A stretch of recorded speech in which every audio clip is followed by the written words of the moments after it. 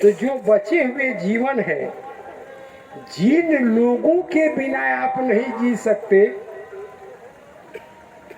लोग कहते हैं शादी से पहले कि मैं तुम्हारे बिना नहीं रह सकता। अच्छा, और लड़की भी कहती कि मैं भी तुम्हारे बिना नहीं रह सकती,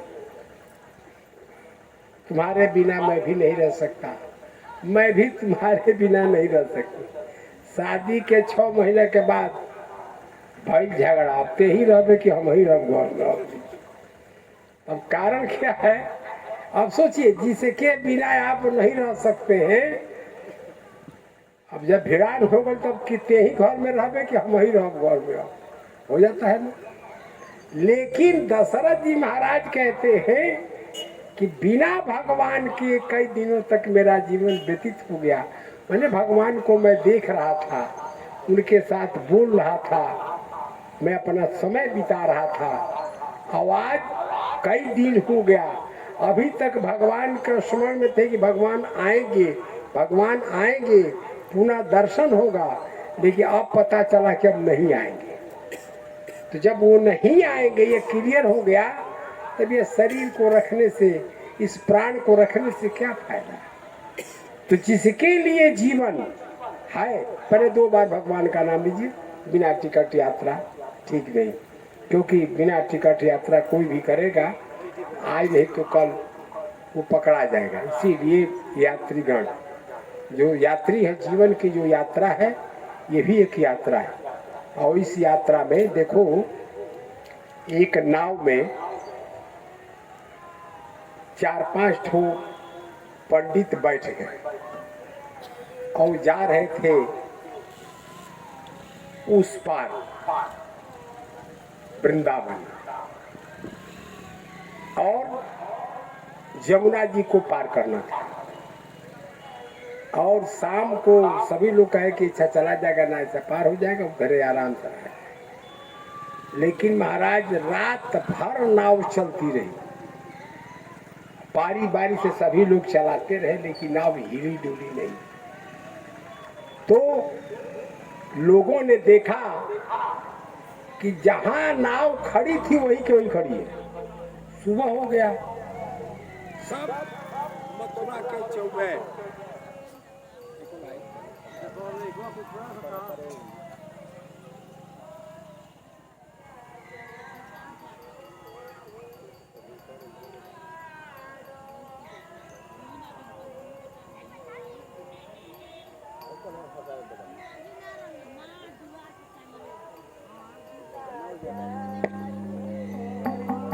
तो मैं ये बता रहा था कि जो नाव में बैठे हुए लोग थे, मेहनत बहुत किए, परिश्रम बहुत किए, रात भर किए, लेकिन नाव गई नहीं।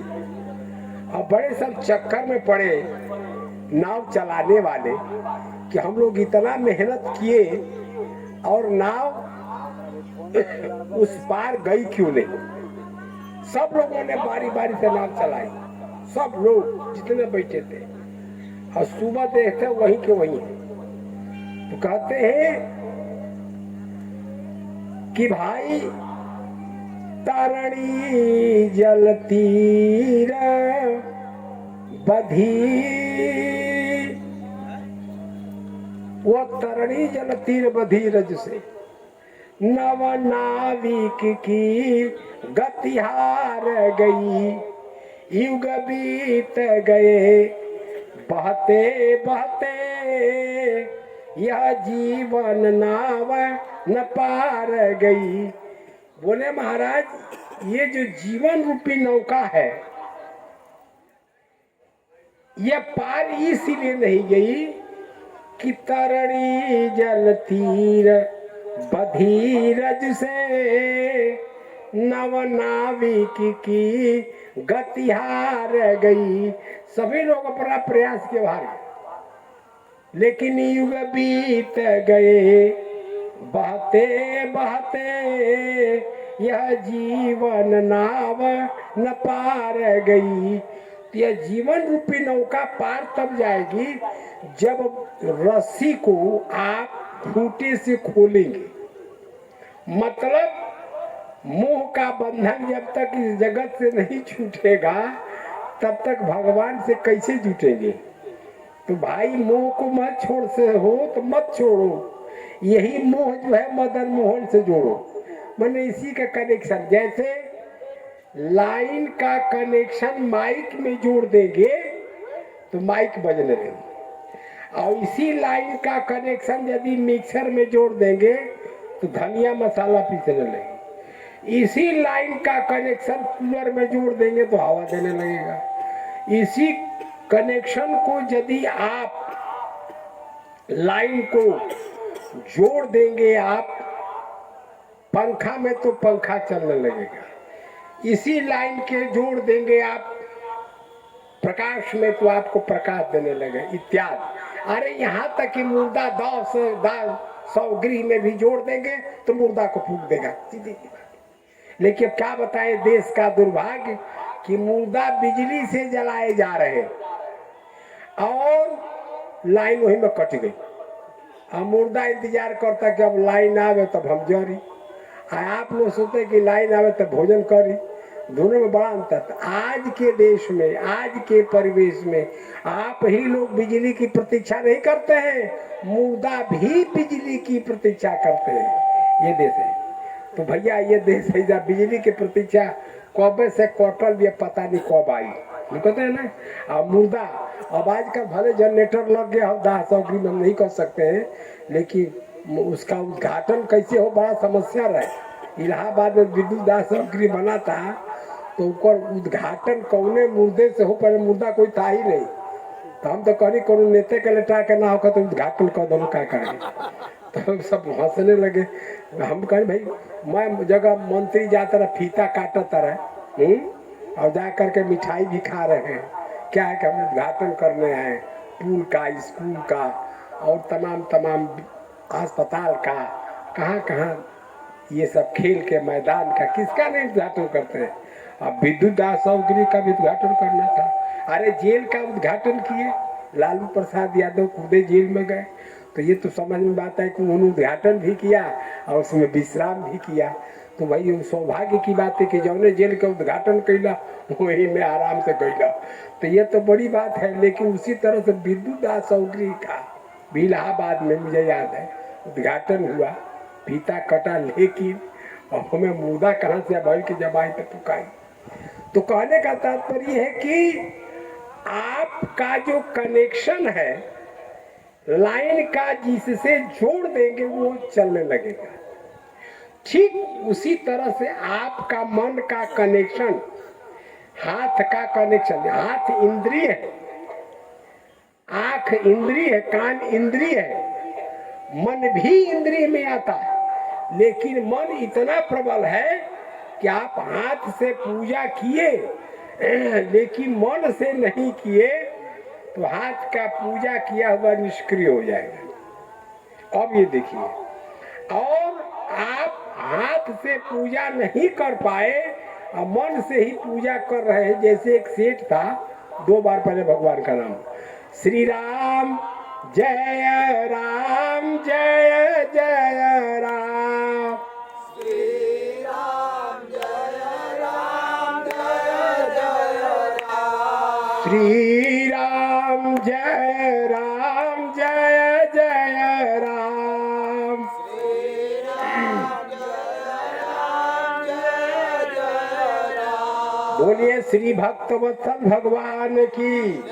श्री हनुमान जी महाराज की, श्री काशी विश्वनाथ की, धर्म की अधर्म का प्राणियों में विश्व का, गौ माता की, गो हत्या, धर्म सम्राट पूज्यपाद स्वामी श्री करपात्री जी महाराज की, पूज्यपाद स्वामी श्री पशुपतिनाथ बाबा की, श्री ब्रह्मचारी जी महाराज की, श्री आचार्य जी महाराज की, सब संत भगवान की, भक्त और भगवान की, यज्ञ भगवान की, हर हर महादेव। अनंत ब्रह्मांड नियंता सर्वेश्वर अखिलेश्वर सदघन चिदघन आनंद घन कौशल्यानंद वर्धन प्रभु श्री राम तथा श्री कली पावन अवतार कवि कुल चक्रचूड़ा बड़ी मानसाचार्य श्री गोस्वामी तुलसीदास जी महाराज सुपस्थित भगवत भागवत अनुरागी बड़भागी सज्जन वृंद श्रद्धामयी देवी। तो मैं ये बता रहा था कि कभी कभी आदमी चाहता है कि हमारा कुछ खर्चा ना हो, सब काम हो जाए। माने कुछ लागे के ना चाहिए, चिकने पाके के चाहिए। कैसे हुई? कुछ लगेगा तब ना। तो बोले महाराज हलवा बनाने के लिए घी चाहिए, आटा चाहिए, चीनी चाहिए, दूध चाहिए, गैस चाहिए, अब बनाने वाला कारीगर भी चाहिए। ओकरा बाद खाए वाला तो कितना भेटा दिए, लेकिन इतना चीज जुटावे के पड़ी। तो यह जो है वो सेठ बड़ा कंजूस था। महात्मा जी से पूछा कि महात्मा जी ऐसा कोनो पूजा पाठ हमको बताइए कि एक को पैसा न लगे, हमारा सब पूजवा हो जाए। महात्मा जी बोले कि बहुत उपाय सीधा है, एक को पैसा नहीं लगेगा ना, एक पैसा नहीं लगेगा, अब पूजा का सब हो जाएगा। बोले कैसे? कहा तुम चुपचाप ऐसे बैठ जाओ भगवान के समक्ष और ध्यान करो कि मैं भगवान को स्नान करा रहा हूँ गंगा जल से, और भगवान को मैं कपड़े से बढ़िया रेशम कपड़े से पोंछ रहा हूँ, उनको चंदन लगा रहा हूँ, उनको कपड़ा पहना रहा हूँ, उनको फूल चढ़ा रहा हूँ, उनको फल चढ़ा रहा हूँ, उनको नैवेद्य चढ़ा रहा हूँ, काजू बादाम किशमिश पिस्ता अखरोट जो भी है। अच्छा, अब उन्हीं को उसी तरह से मन से भी तुम भोजन कराओ, जो भी तुमको करना हो, तुम्हारा एक को पैसा नहीं लगेगा, सब हो जाएगा। अब वो कंजूस तो था ही, वो एकाग्र हो गया, कंसिट्रेट हो गया वो। अब एकाग्र होकर के पूजा करने लगा, अब भगवान को पूजा करने लगा, रोज उसका मन लगने लगा, पैसा लगाई के लेके आँख खोला था तो कोनो बार 1 घंटा पूजा कैला, कुछ लागल है ना। भगवान सोचे कि इसका मन तो लग गया है भाई, है तो कंजूस आदमी, इसका मन लग गया है। और जहाँ मन से किए बस भगवान तन्मय हो गया। एक दिन सेठ भगवान को दूध भोग लगा रहा था, और दूध जो भोग लगा रहा था उसमें थोड़ा सा चीनी ज्यादा पड़ गया। तो सेठवा कंजूस था, कहा कि तनी दूधवा ढेर पड़ गया था, तो उसको चम्मच से निकालने लगा। जब निकालने लगा तो क्या हुआ कि वो चम्मच से जब निकालने लगा तो भगवान प्रकट हो गए। अब बोले उसका हाथ पकड़ लिए, कहे कि सही बताओ चीनी क्यों निकाल रहा है? अरे कहे दूध में ज्यादा पड़ गया। कहा तुम्हारे बाप का पैसा नहीं न लगा है इसमें, चीनिया अधिक पड़ गया तो हमको समझ में आ ही रहा है, लेकिन ते खींचा तारे वो में से पैसा देने पड़े में। कहा नहीं तब का निकालता है। तो सोचिए अगर बिना पैसे का भी चीनी पड़ गया दूध में ज्यादा, तो ओकरों के निकाले के कोशिश करता कंजूस आदमी। तो कहा भाई वो जो है कंजूस है, लेकिन भगवान के पूजा में 1 पैसा नहीं लगा, लेकिन दूध में चीनी अगर ज्यादा पड़ गया तो वो निकालो था, अधिकार न हो गया। देखिए वो तमाम भगवानों कम नहीं है, जानते हैं भगवान की तो गजब गजब लीला है। भगवान की तो ऐसी लीला है कि श्री कृष्ण भगवान एक बार एक गोपी ने कहा, बालक रूप में कृष्ण भगवान थे, कहे उसने कहा गए हमारा जरा गोबर उठा दो। उसने भगवान बोले हम क्यों तुम्हारा गोबर उठावे? अरे कहा उठा दो, तुमको मक्खन की लूंदा दोगी, उठा दो उठा दो। भगवान बोले कि कैसे पता चलेगा कि हम कैसे उठा, तुम पढ़ी लिखी हो ना हम पढ़े लिखे हैं। तब उसने कहा चलो जितने बार गोबर उठाओगे उतने बार तुम्हारे गाल पर मैं गोबर लगा दूँ, किसी से गिनवा लिया जाएगा। चलो ठीक। भगवान छोटे से जो है अपना गोबर उठाएगा, उसको उठा दे। तो वो भगवान कृष्ण से वो काम वो कराई, अब भगवान के गाल में, गाल छोटा सा भगवान का, गौर तो गाल बाना छोट गाल, अब गाल भर गया तब फिर, अब गाल भर गया तब कहाँ लगावे, तो लीलार पर लगाया। अब लीलार पर लगाया, गोबर उठ गया। भगवान किस बोले के रे मक्खन खिलाओ, का मक्खन ले जा था मक्खन, चल घर तब के जा भाई, गोबर खेले घर नहीं चला। ये नहीं कि चलिए आप बड़े अच्छे हैं, ऐसा कुछ नहीं कहा, चल घर ऐसा धैर्य बा।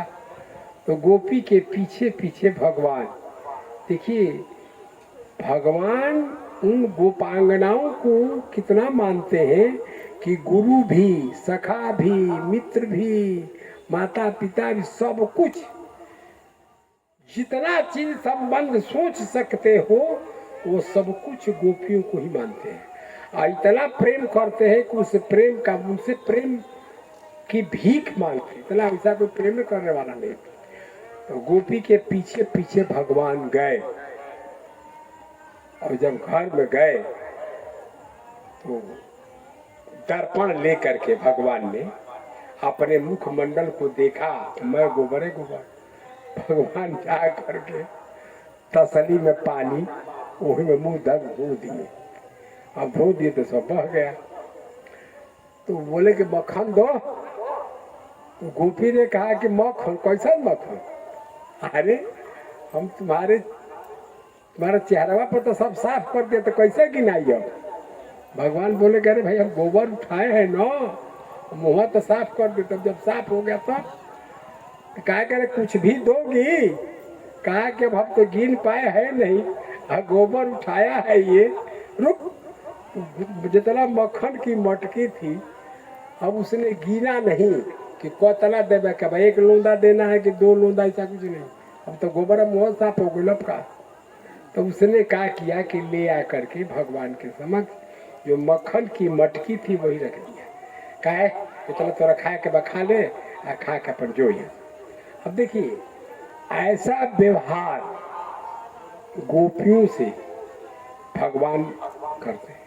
कहते हैं उद्धव जी की, आशा मोह चरण रे रुज साम हम श्याम, वृंदावने किमपि गुलमल तौषधीना, यादुस्त्यजं स्वजनमार पथं चहित्वा, भेजुर्मुकुंद पदवीं श्रुतिभिर्मृग्याम। उद्धव जी कहते हैं भगवान से कि हे प्रभु, हमको तो आप भेजे थे जरूर वृंदावन में गोपांगनाओं को समझाने के लिए, उपदेश देने के लिए, हम सब देख लिए, समझ गए, आपसे मुझे एक प्रार्थना करनी है। भगवान बोले कि भाई तुम तो गए थे ज्ञान समझाने के लिए, हमसे कौन प्रार्थना करे। बोले प्रभु मुझे आपसे यही प्रार्थना है कि मुझे इस वृंदावन की लता पता कोई औषधि पेड़ पौधा बना दीजिए, छोटा, बड़ा नहीं, छोटा, लता पता फूल पत्ती कुछ भी बना दीजिए। आशा महो चरण रे रुजुसाम हम श्याम। बोले महाराज क्यों, वृंदावने किमपि गुलमल औषधि नाम, मुझे कोई औषधि कोई पौधा बना दीजिए। तो बोले कि भाई औषधि या पौधा बनने की बात कहाँ से, घर द्वार होता रहते ही तो समझ में आता है। जैसे रसखान ने लिखा कि मानुष हूँ तो वही रसखान, बसो ब्रज गोकुल गांव के द्वार, जो पशु हो तो बसेर करो, चरो नित नंद के धेनु मजारे। अब ये आजकल दूसरी बात है कि मानुष हो तो वही कभी चोच बसो सिटी लंदन केर मझारन है, जो पशु हो तो बनो बुलो डाग, चढ़ो नित कार में पूछ निकारन। तो वो दूसरी बात हुई, लेकिन रसखान ने लिखा कि मानुष हो तो वही रसखान, बरसो ब्रज गोकुल गांव के ग्वारन। तो गांव के ग्वारन के साथ बसना चाहते हैं, हाँ? और जो पशु हो तो बसेरे करो, चरो नित्यानंद के धेनु बजारे। तो मतलब ये है कि अगर पशु भी बनना चाहते हैं तो मुझे भगवान कृष्ण जो गौएं चराते हैं वो बना दीजिए इत्यादि। भगवान का सानिध्य जैसे भी मनुष्य होकर के भी भगवान का सानिध्य और पशु होकर के भी भगवान का सानिध्य पाना चाहते हैं रसखानी। इसीलिए कहा रहीम ने कि धूल उड़ावत शीस पर कहो रहीम के काय, तो जेही रज ऋषि पत्नी तरी सोई खोजत गजराय। तो वो भावना कवि की है कि वो चरण धूली वो चाहता है। गजेंद्र धूल उड़ाता है ना, देह पर छिटता है, तो वो तो स्वभाव है। लेकिन कवि की भावना यह है कि जेही रज ऋषि पत्नी तरी चरण कमल रज चाहती, कृपा करहु रघुवीर। महर्षि विश्वामित्र कहते हैं गौतम नारी शाप बस उपल देह धरि धीर। ये पाषाणी हो, इसीलिए जब पाषाण से अहिल्या का तुरंत उद्धार भगवान राम ने कर दिया, क्योंकि भगवान के भक्त ने पाषाण से भगवान को तुरंत प्रकट कर दिया है। हम में तुम में खड़क खम्भ में घट घट व्यापे राम। तो वो खम्भे में भगवान है नरसिंह, और कहे किसी खम्भ में है, बस तुरंत गोस्वामी जी महाराज लिखते हैं कि काढ़ी कृपा न कहूं, पीतु काल कराल बिलो की न भागे, और राम कहाँ सब ठाऊं है, खम्भ में हाँ सुनी हाँ कन्न के हरि जागे। और बैरी बिदारी भये बिकराल, कहे प्रहलाद के अनुरागे, अप्रीति प्रतीति बढ़ी तुलसी, तब ते सब पाहन पूजन लागे। बोले प्रीति और प्रतीति प्रेम तो है, प्रेम के साथ साथ विश्वास है। प्रीति प्रतीति बढ़ी तुलसी, आपका प्रेम तो है लेकिन विश्वास नहीं है। इसीलिए आप विश्वास है तो फिर प्रेम नहीं है। प्रेम और विश्वास दोनों हो जाए तो आपको भगवान के प्रकट होने, क्योंकि कलयुग में राम नाम सब मंत्र नहीं, जो नर कर विश्वास, गाय राम गुण गण विमल, भवतर बिनहि प्रयास। आप गाते तो हैं लेकिन राम नाम सब मंत्र कोई नहीं है। लेकिन जो नर कर विश्वास, विश्वास श्रद्धा विश्वास रूपिणो, तो भगवान शिव भी तो है, वो विश्वास के प्रतीक है। मैया पार्वती श्रद्धा के प्रतीक है। श्रद्धा विश्वास होनी चाहिए। तो वही उद्धव जी ने भगवान से वृंदावन से, मतलब गोपियों से मिल करके लौटे, तो गोपियों के प्रेम देख करके भगवान श्री कृष्ण से बोले कि अरे महाराज, हम अब कहीं नहीं रहना चाहते। हाँ, कहाँ रहना चाहते हो? बस वृंदावन में रहना चाहते हो। वृंदावन वहाँ क्या करोगे तुम? कहा हम किस कंडीशन में रहना चाहते इसको जान रहे हैं। हमको कोई लता पता पेड़ पौधा कुछ भी बना दीजिए, आदमी तो बनाइए मत करिए। तो कहे कि भाई आदमी तो सभी लोग बड़े भाग मानुष सन पावा, असुर दुर्लभ सद ग्रंथ नहीं गावा। तो लेकिन आदमी बनने की आपने आकांक्षा नहीं किया, आदमी बनने का, मनुष्य बनने का आपने कोई कल्पना नहीं किया, पशु बनने की कल्पना नहीं किया। आप बोल रहे हैं कि आसाम हो चरण रेणुज साम हम श्याम, वृंदावने किमपि गुलमलत औषधीना। मुझे वृंदावन की लता पता कोई औषधि बना। बोले ऐसा क्यों? या दुस्त्यजम स्वजन मार्य पथम चहित्वा, भेजुल मुकुंद पदवीं श्रुतिभिर्मृग्याम। कि जब मैं वहां का लता पता वृक्ष बन जाऊंगा, तो उस रास्ते से जब गोपियां जाएंगी, उनके चरण धूली उड़ करके हम पर पड़ जाएगी और मैं धन्य धन्य हो जाऊंगा। मैं गोपियों जैसा प्रेम तो नहीं कर सकता, वो नहीं प्राप्त कर सकता, लेकिन मैं अपने आप को धन्य धन्य करूं। जैसे हनुमान जी महाराज को आशीर्वाद मिला कि आजर अमर गुण निधि सुत हो, तो हनुमान जी इतना प्रसन्न नहीं हुए। आजर अमर सब गुण संपन्न हो जाएगी। आजर अमर गुण निधि सुत हो, ये आशीर्वाद मिला तो हनुमान जी प्रसन्न नहीं हुए। प्रसन्न कब हुए? करहु बहुत रघु नायक छो, भगवान तुम पर कृपा करे, मैं ऐसा कहती हूँ। जो ही कहा कि भगवान ऐसी कृपा करे मैं कहती हूँ, तो ही महाराज हनुमान जी महाराज बोले, महाराज प्रसन्न हो गए। गोस्वामी जी ने लिखा, करहु कृपा प्रभु। अरे महाराज बोले करहु कृपा, आशा सुनी काना अनिर्भर प्रेम मगन हनुमाना। बोले महाराज करहु कृपा प्रभु आशा सुनी काना। हमारे हनुमान जी महाराज जब ये सुने कि भगवान तुम पर कृपा करे, मैं ऐसा कहती हूँ। सोचिए, माने माता जी की कृपा हो गई कि पिताजी की भी कृपा तुम पर बनी रही। अब बनी ही न रहे, मैं कहती हूँ कि वो तुम पर कृपा करे। करहु कृपा प्रभु, भगवान कृपा करे। बताइए, ऐसा आर्डर सुप्रीम कोर्ट, इससे बड़ा कोई कोर्ट नहीं है।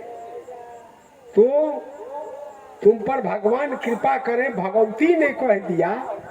आइए, भगवती कैसी है?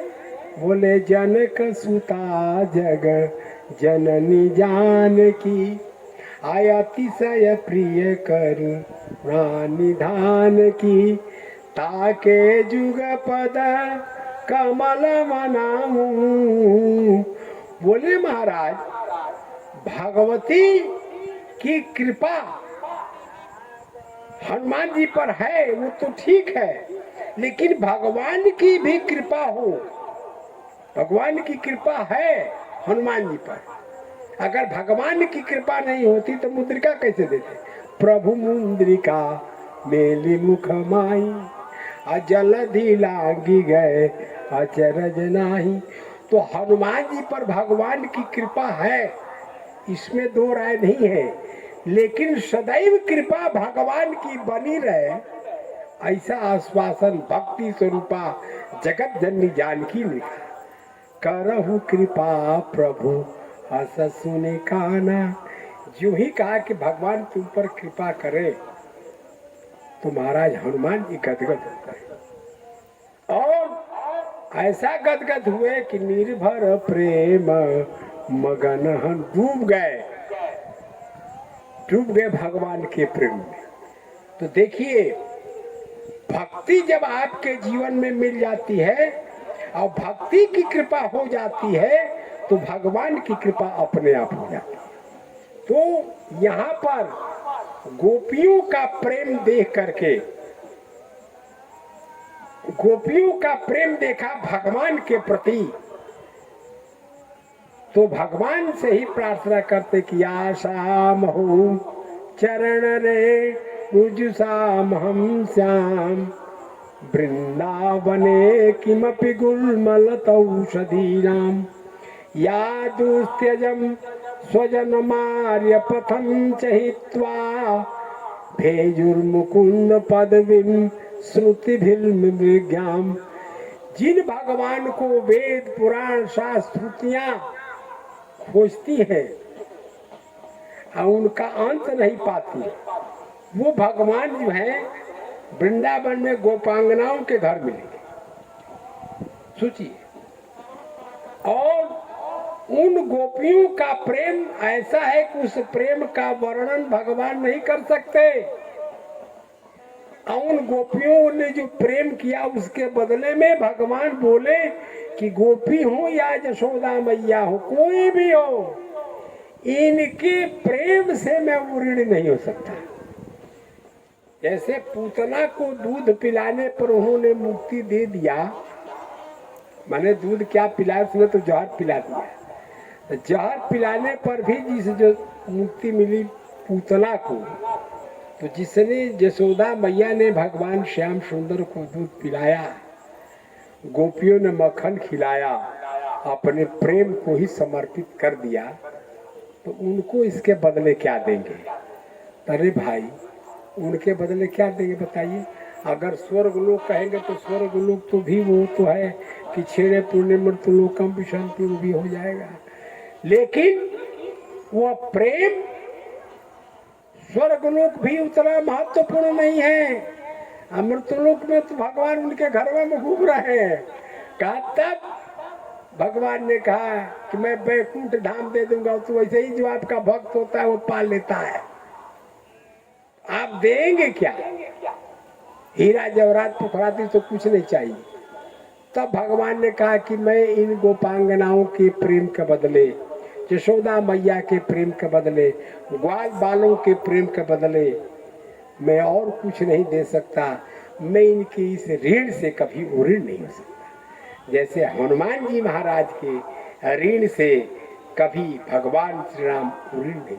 सुनु सुत तोहि ऋण मैं नाही, अकरि विचार देखे मन माही।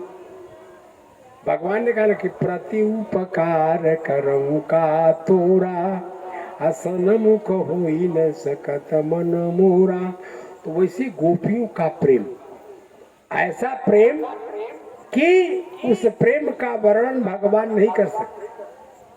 उनके मन में, उनके तन में, उनके कर्म में, उनके वाणी में, उनके नेत्र में, उनके श्रवण में, उनके हर अंग प्रत्यंग में भगवान श्याम सुंदर के अतिरिक्त कोई है नहीं। ऐसा प्रेम देख करके उद्धव जी ने कहा कि हे प्रभु, मैं भी यही चाहता हूँ कि आसाम हो चरण रेणु जुसाम हम श्याम। मैं गोपियों के चरण धूलि को केवल प्राप्त करना चाहता हूँ। और गए थे समझाने के लिए, बोले कैसा भूत चढ़ गया भैया, हम तो सोचे थे कि कुछ समझा बुझा करके आओ। कहा हम समझा बुझा करके नहीं, हम समझ के आ गए हैं। और जो समझ के आ गए, हम समझाने बुझाने की हमको कोई जरूरत नहीं प्रभु, हम समझ गए। हम समझाने नहीं आए थे, हम समझ गए। आपने जो भेजा तो हम समझ गए। अब ऐसा समझ गए हैं कि बस आसाम हो चरण रेणु जुसाम हम श्याम, वृंदावने किमपि गुल्मलतौषधीनां, यादुस्त्यजम स्वजन मार्य पथम चहित्वा। जिन लोगों के अपने घर के, द्वार के, परिवार की सब आसक्तियों को छोड़ना कठिन है महाराज, लेकिन गोपियां सब कुछ करते हुए भी उनका मन बुद्धि सब केवल श्याम सुंदर। सोचिए, घर का सब काम करते हुए और स्वजन मार्य पथम चेत भेजु मुकुंद पदविम श्रुतिभिर्मृग्याम। इसीलिए ऐसा उद्धव जी ने वरदान भगवान से मांगा। अब यही नहीं, अरे महाराज ऐसा समझिए कि श्री रामचरितमानस में चित्रकूट से महात्मा भरत जब वापस होने लगे तो भगवान से बोले कि प्रभु, मैं अयोध्या तो जाऊंगा, लेकिन जब तक मुझे कोई आधार नहीं देंगे तब तक मैं नहीं जाऊंगा। तो क्योंकि अयोध्या 14 बरस रहना है आपके वियोग में, तो वह कैसे रहेंगे, ये सबसे बड़ी समस्या हो गई। तो भगवान ने क्या किया कि मुझे ऐसा आधार दीजिए कि उसी आधार के आधार पर मैं रहूंगा। आधार क्या चाहिए? कहे बट प्रभु आप ही दीजिए। उन्होंने क्या किया? प्रभु करी कृपा पावरी दीन्ही, सादर भरत शीस धरि लीन्ही। भगवान ने चरण पादुका दे दिया। क्यों चरण पादुका दिया? क्यों भरत जी ने उठा करके सर पर धारण कर लिया? बोले भगवान, कह रे भाई तुम तो आधार मांगे थे ना। आधार तो नीचे होता है ना, बिल्डिंग का आधार उसकी नींव होती है। आज जब कपार पर हो गया तो भार हो गया ना। एक हाथी बोझा रख दीजिए सर पर, या कोई मोटरी गेठरी कुछ भी रख दीजिएगा तो सर पर भार हो जाता है।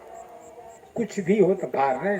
ये कपार पर के बोझा जौन बा, जैसे ब्याह शादी हो गई तब क्या बने को बोझा का ढोए के कौन?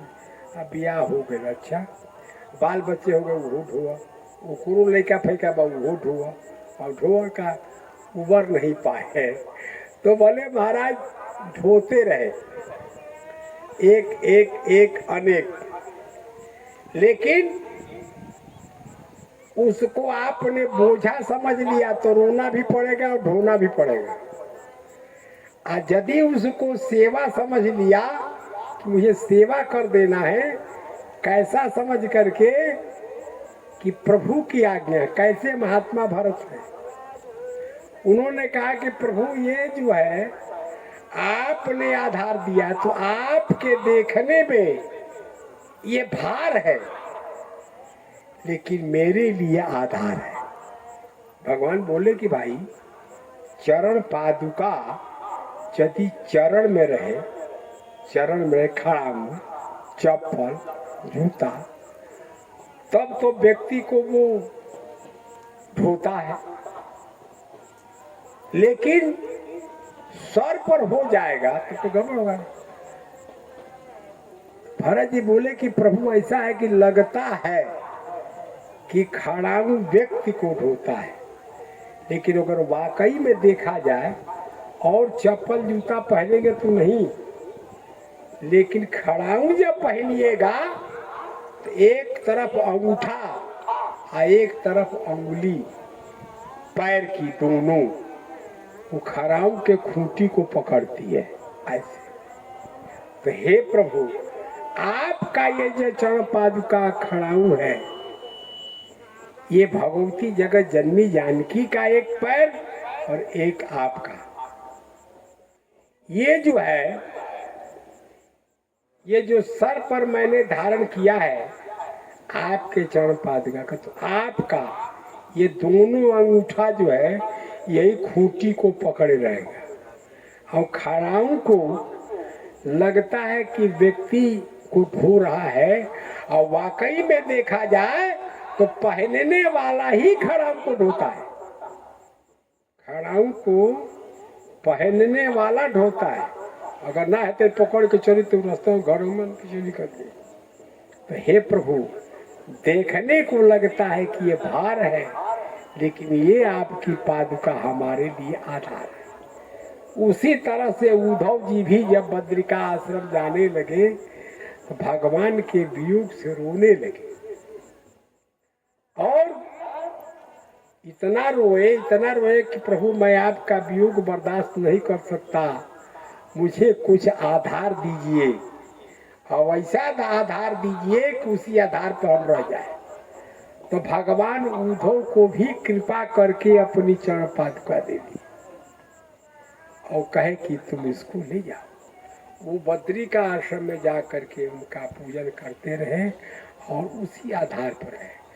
इधर श्री रामचरितमानस में भरत जी महाराज नित पूजत प्रभु पावरी, प्रीति न हृदय समात, मांगी मांगी आय सुकरता, राज काज बहुभात।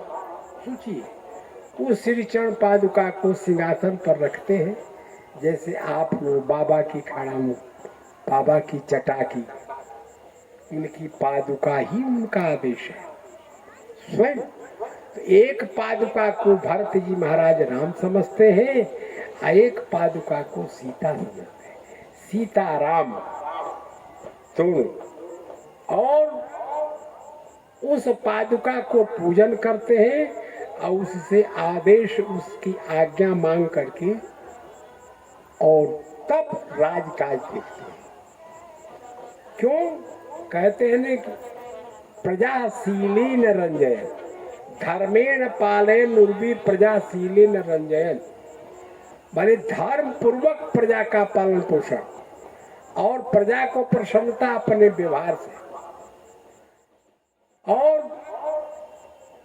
वर्तमान समय से श्रेय कीर्तिम वापसी कहा अक्रूर जी ने धृतराष्ट्र से कि देखो तुम धर्म पूर्वक पृथ्वी का पालन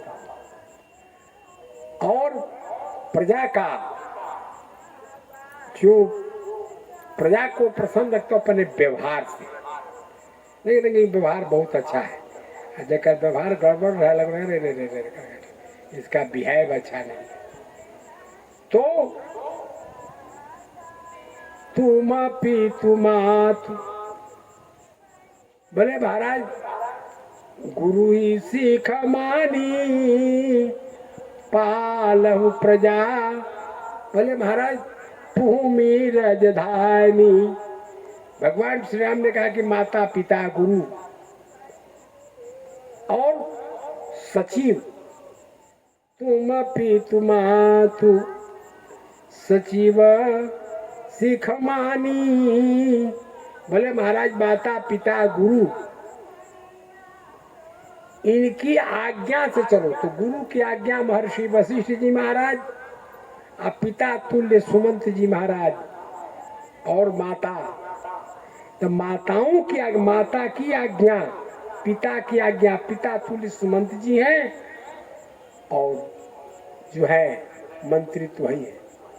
तो कहने का तात्पर्य रहा कि भरत जी महाराज को भगवान ने कृपा करके पादुका दिया, और शुरू से गोस्वामी जी महाराज ने लिखा, जब वंदना किए तो लिखते हैं कि प्रणव प्रथम भरत के चरना। इस पर एक महत्वपूर्ण बात यह है कि गोस्वामी जी ने जब वंदना प्रारंभ किया तो कहते हैं कि वंदे वाणी विनायक, बोले महाराज सरस्वती की वंदना करते हैं और गणेश जी की वंदना करते हैं। ये कभी की परंपरा है, पढ़ाई भी लोग करते हैं तो सरस्वती को प्रणाम करते हैं उस हिसाब से। पर लेकिन जब भगवान श्री राम के परिवार के सदस्यों का जो ही वंदन किया तो दिमाग से तो सरस्वती की वंदना किए, और जो ही भगवान श्री राम के परिवार के लोगों की वंदना आई तो दिमाग से तुरंत दिल में आ गए, और जो दिल में उनका स्मरण हुआ हृदय से, तो बोले प्रथम, बोले किसका, वंदऊ प्रथम भरत के चरना, और जा सुनेम व्रत जाइन वरना। उनका नेम, उनका व्रत वर्णन नहीं किया जा सकता। क्यों कि भरत जी महाराज का जो जीवन संयमित है वैसा किसी का कहीं। सदगृहस्थ होकर के महात्माओं ने कह दिया कि तुम कहो भरत कलंक यह, हम सब कहो उपदेश। हे भरत, ये तुम्हारे लिए कलंक हो सकता है राम का वनवास, लेकिन तुम भले कहो, लेकिन तुम्हारा जो यह प्रेम है, तुम्हारा जो ये आचरण है, हम लोगों के लिए उपदेश है। तो महात्मा भरत ने कह करके उपदेश नहीं दिया, ऐसा आचरण किया कि ऋषि महर्षि को कहना पड़ा तुम कहाँ भरत कलंक, हम सब कहाँ उपदेश। उसी तरह से बाबा कहते थे, समझाते थे, लेकिन बाबा का बुद्धि, विचार, आचरण ऐसे हैं कि सामान्य बुद्धि के परे। इसीलिए वो जो कह दिए वही मंत्र हो गया, आज जिधर से चल दिए वही मार्ग हो गया। तो महात्मा जो कह देते हैं उसको कर देंगे तो एक्स्ट्रा है, क्योंकि जो तुम कह दोगे वही वेद पुराणों का सार है। महात्मा जो बोल दिए वो अलग से बोल दिए कि जाओ तुम ऐसा करो, वो कह दिए, बस समझिए कि बस महात्मा जो कह दिए वही परमात्मा कर दिए। उसी तरह से महात्मा भरत ने भगवान से आधार मांगा, उसी तरह से उद्धव जी ने भी आधार मांगा। और जो महात्मा को ही समझिए कि भगवान कृपा करके आधार रूप स्वर्ण पादुका भरत जी को भी दे दिया और उद्धव जी को भी दे दिया।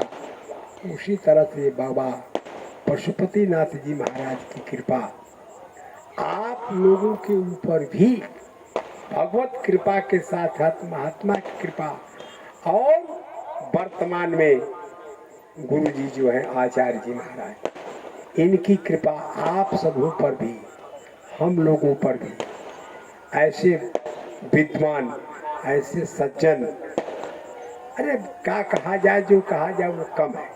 इसीलिए गोस्वामी जी ने कहा एक ही बात कि आचार स्वभाव कहूँ सुनऊँ न देखूँ, को खगेश रघुपति समलेखूँ। भगवान का स्वभाव कहा नहीं जा सकता। उसी तरह से आचार्य जी महाराज, इनके स्वभाव को आप देखेंगे, इतने दयालु। कोई भी व्यक्ति जाकर के अपना दुख सुख कुछ कह देता है तो उसको दिशा निर्दिष्ट कर देते हैं। जो साधक है उसको भी दिशा देते हैं। जो उसके जीवन में कोई बाधक है वो बाधा कैसे दूर हो उसको भी हटा दे। अब कहते हैं साधक हो तो सिद्ध बना देंगे, सिद्ध हो तो पूछना ही नहीं है। लेकिन ये साक्षात भगवान की बड़ी कृपा है हम लोगों के ऊपर। ऐसे महापुरुषों का सानिध्य पहले भी प्राप्त था, आज भी है। इन लोगों की कृपा रही तो आगे भी बनी रहे। जब तक शरीर है, इस शरीर के साथ संसार में आप रहिए। लेकिन उद्धव जी महाराज जब तक भगवान के साथ थे तब तो भगवान को सखा मित्र सब कुछ मानते ही थे। लेकिन जब चले गए वहां पर गोपियों से मिलने तो बोले कि अरे महाराज आप हमको एक आशीर्वाद ऐसा दीजिए। मैं यही चाहता हूँ कि आशा मोह चरण रेणु जुषामहं श्याम, वृंदावने किमपि गुण मलतौषधि नाम। जिसके ऋण से ऋण श्याम सुंदर नहीं हो सकते, उन गोपांगनाओं के चरण धूलि पा करके जो है उद्धव जी अपने आप को धन्य धन्य समझते हैं। इसीलिए प्रेमी भक्तों का चरण धूलि अगर मिल जाती है तो जीव का जीवन धन्य धन्य हो जाता है। 2 बार भगवान का नाम ले और से सब बातें कर। राम का नाम लेकर जो मर जाएंगे, राम का नाम लेकर जो मर जाएंगे, वे अमर नाम दुनिया में कर जाएंगे। वे अमर नाम दुनिया में कर जाएंगे। ये न पूछो कि मर कर किधर जाएंगे, ये न पूछो कि मर कर किधर जाएंगे, वे जिधर भेज देंगे उधर जाएंगे। वे जिधर भेज देंगे उधर जाएंगे। टूट जाए न माला कहीं प्रेम की, टूट जाए न माला कहीं प्रेम की, कीमती है रतन सब बिखर जाएंगे। ये रतन सब बिखर जाएंगे। ये मानो न मानो खुशी आपकी है न, मानो न मानो खुशी आपकी, हम मुसाफिर हैं कल अपने घर जाएंगे। हम मुसाफिर है कल अपने घर जाएंगे। राम का नाम लेकर जो मर जाएंगे, राम नाम कर जो मर जाएंगे वे अमर नाम दुनिया में कर जाएंगे वे अमर नाम दुनिया में कर जाएंगे श्री राम जय राम जय जय राम श्री राम जय राम जय जय राम श्री राम जय राम जय जय राम श्री राम राम जय राम जय जय राम श्री राम जय राम जय जय राम श्री राम जय राम जय जय राम बोलिए श्री भक्तवत्सल भगवान की, श्री हनुमान जी महाराज की, श्री काशी विश्वनाथ की, इस स्थान की, यज्ञ भगवान की, धर्म की, अधर्म का, प्राणियों में, विश्व का, गो माता की, गो हत्या, धर्म सम्राट पूज्यपाद स्वामी श्री करपात्री जी महाराज की, पूज्यपाद स्वामी श्री पशुपतिनाथ बाबा की, श्री आचार्य जी महाराज की, सब संत भगवान की, भक्त और भगवान की, श्री ब्रह्मचारी जी महाराज की, हर हर